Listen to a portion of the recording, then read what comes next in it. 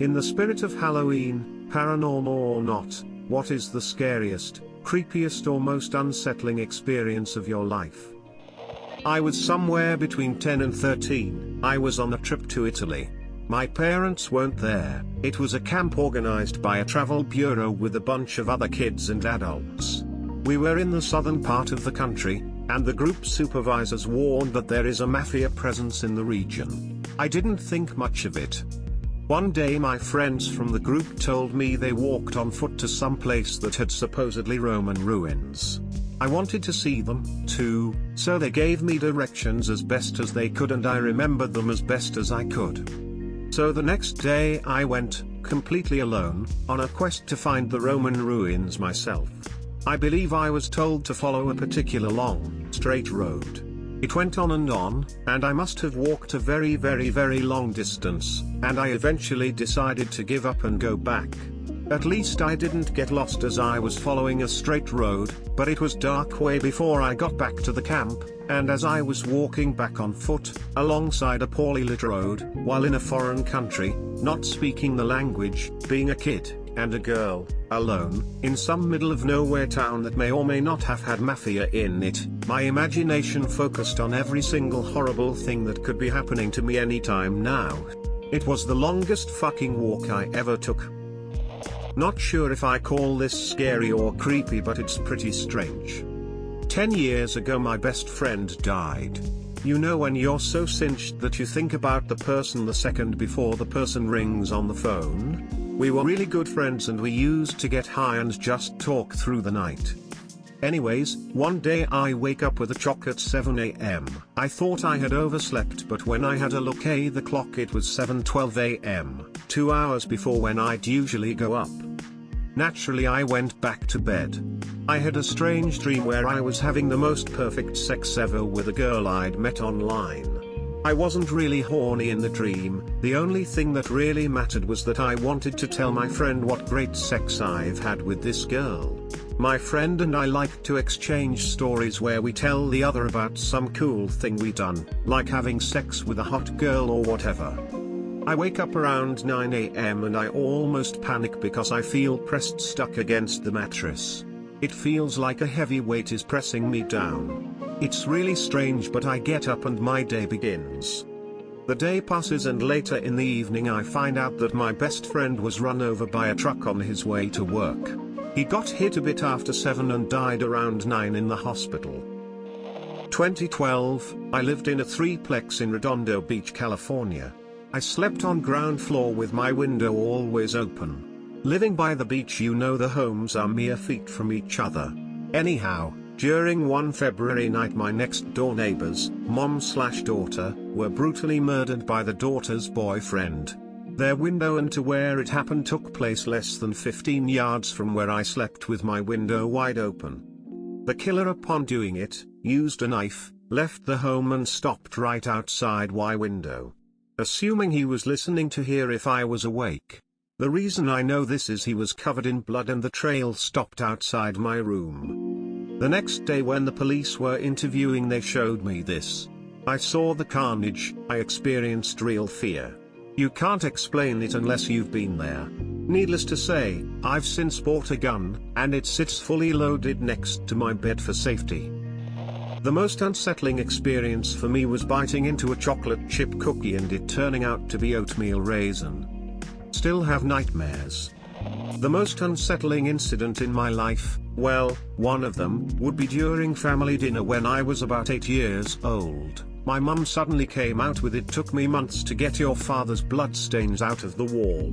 The smell of his body was terrible and really clung to, and then gazed off into the distance, utterly unaware of how shocking and unconducive to eating such a remark would be. My dad committed suicide not long after they split up. He did it in the kitchen of our flat while we were staying at Grandma and Grandpa's house. Someone, presumably my dad, also turned the thermostat up to the max before he died. He wasn't found for several weeks either. So, yeah, I can imagine it was quite a horrific scene. My impression was that Mum was psychologically damaged by going through that, and as a result, she lost any sense of what was appropriate to share with a child or not.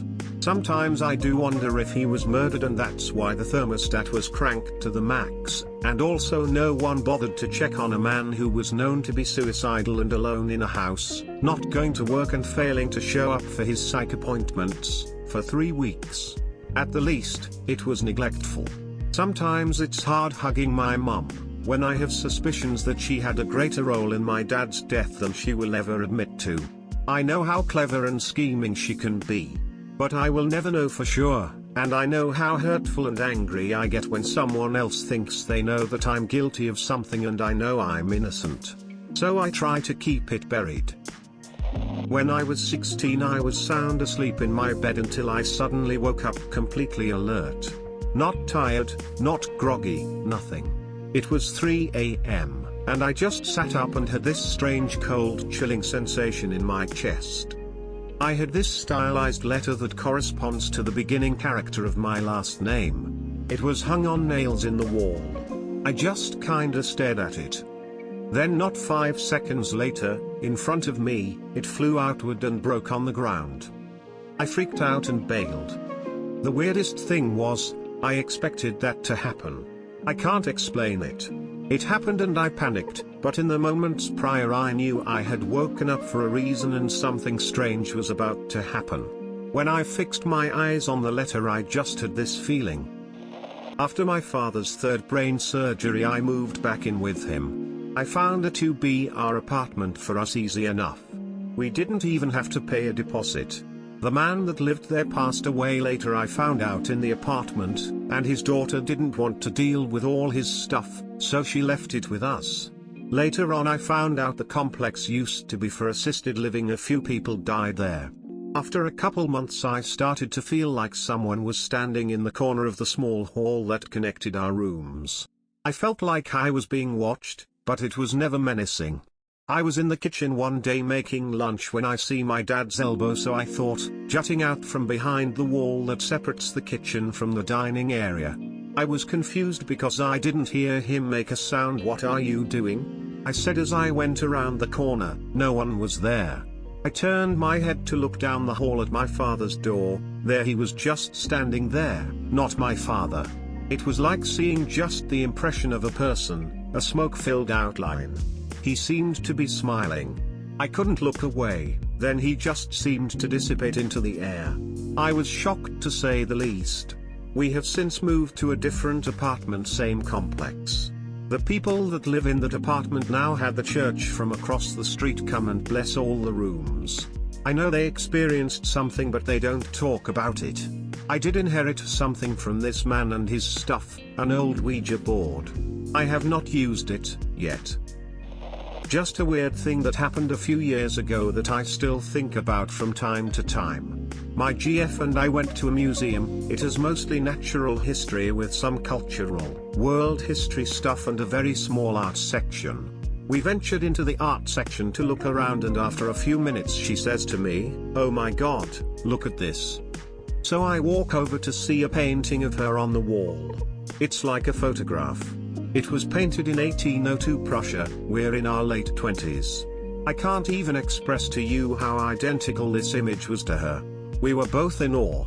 Same hair, same color eyes, same face. Like I said, like someone took a picture with a painting filter or something. After a while she takes a picture and we leave. A few months later we're looking back over it and she gasps and points to the girl's hand in the painting. This girl's hand, folded over her lap, has a birthmark on the exact same spot on the same hand that my girlfriend does. That brought it to a whole other level of disbelief.